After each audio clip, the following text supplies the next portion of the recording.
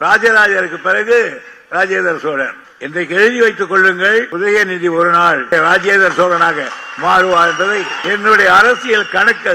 பெரியவர் துரைமுருகனுக்கு இது பையனுக்கு மாவட்ட செயலாளர் பொறுப்பு கொடுத்ததுக்கு முன்னாடியா இல்ல அதுக்கு முன்னாடியே பேசினாரா இல்ல கொடுத்ததுக்கு அப்புறம் தான் பேசினாரா? நேற்று தான் நடந்தது இல்ல?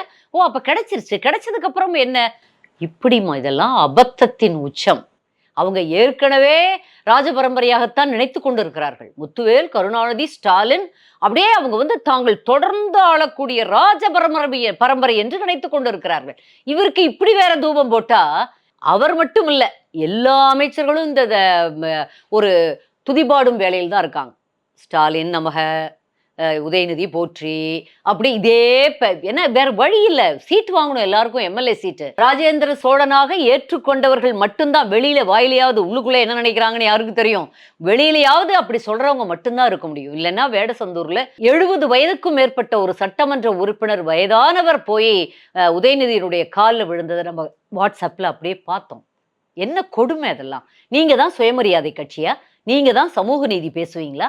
இந்த மாதிரியான பேரறிஞர் பெருந்தகை அண்ணா வகுத்து கொடுத்த எந்த நெறிகளையும் பின்பற்றாத இயக்கம் திராவிட முன்னேற்றக் கழகம். இன்னைக்கு உதயநிதியினுடைய கட்சியாக அது மாறி போய்விட்டது.